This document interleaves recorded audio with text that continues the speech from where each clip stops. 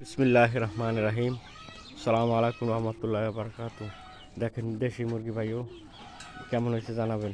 এই আমরা নেট দিয়া মুরগি পালতে আছি এবং দেশি মুরগি এই যে সাদারি দেখেন এটিও সব দেশি বুঝছেন। এটিও কীভাবে কী হয়েছে সাদা মুরগি ছিল না, কিন্তু ডিমের এই সাদা মুরগি হয়েছে।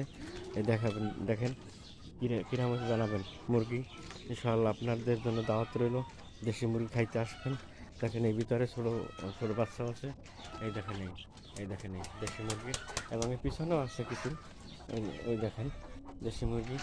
আপনারা এটা কেমন হয়েছে জানাবেন, শেয়ার এবং কমেন্ট এবং লাইক দিয়ে জানাবেন কীভাবে কেমন হয়েছে, এবং উৎসাহ দেবেন। যদি ভালো হয় তাহলে বেশি বেশি করে শেয়ার করবেন।